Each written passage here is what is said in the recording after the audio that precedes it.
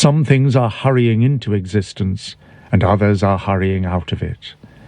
And of that which is coming into existence, part is already extinguished.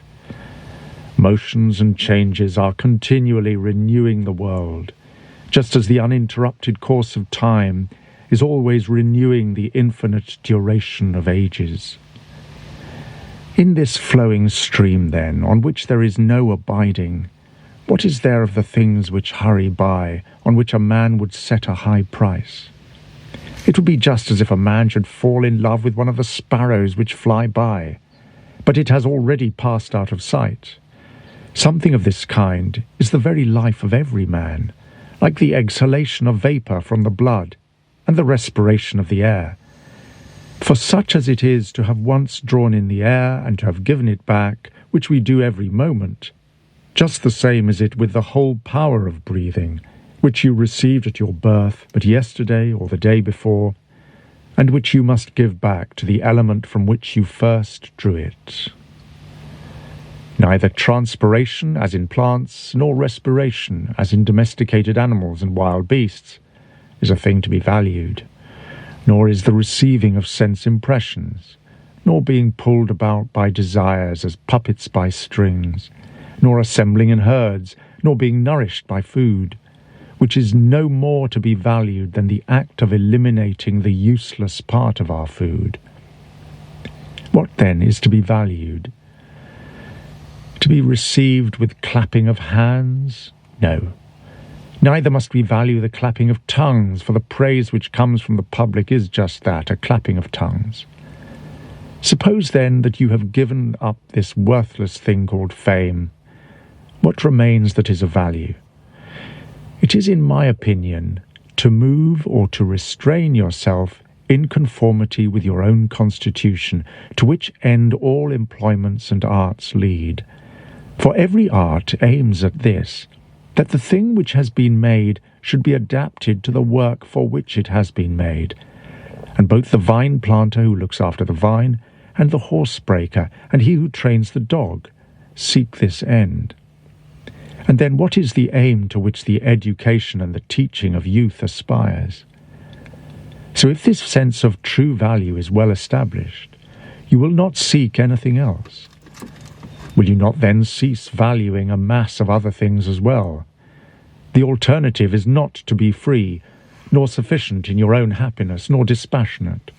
You will needs be envious, jealous, and suspicious of those who can take away those things, and plot against those who have that which you value.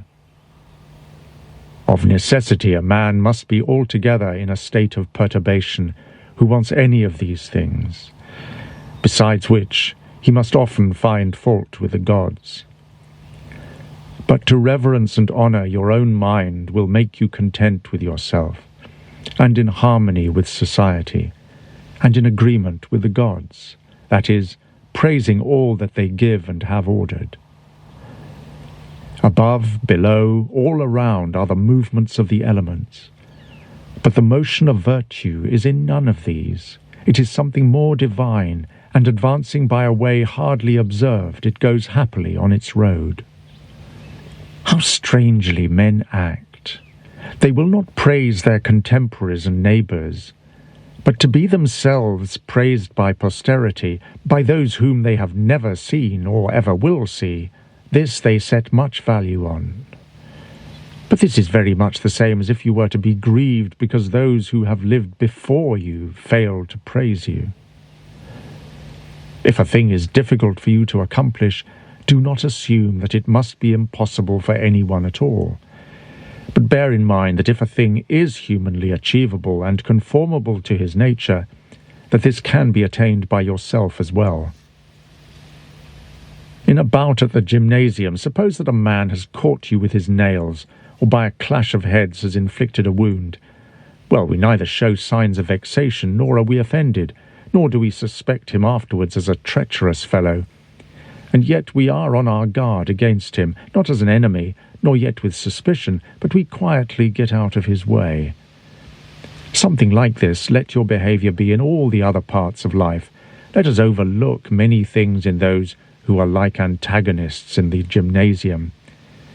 For it is in our power, as I said, to get out of the way, and to have no suspicion nor hatred. If any man is able to convince me and show me that I do not think or act right, I will gladly change, for I seek the truth by which no man was ever injured. The injury is in abiding in one's error and ignorance. I do my duty. Other things trouble me not, for they are either things without life, or things without reason, or things that have taken the wrong way and know not the right way. As to animals which have no reason, since you have reason and they have none, make use of them, and in general all things and objects, with a generous and liberal spirit. Towards human beings, as they do have reason, behave in a social spirit, and on all occasions call on the gods, and do not perplex yourself about the length of time that you shall have for this, for even 3 hours so spent are sufficient. Alexander the Macedonian and his groom were brought by death to the same state, for either they were received among the same seminal principles of the universe, or they were alike dispersed into atoms. Consider how many things in the same indivisible moment of time take place in each of us, things which concern the body and things which concern the soul. And so you will not wonder if many more things, or rather all things that come into existence, exist at the same time in that which is the one and all, which we call the cosmos.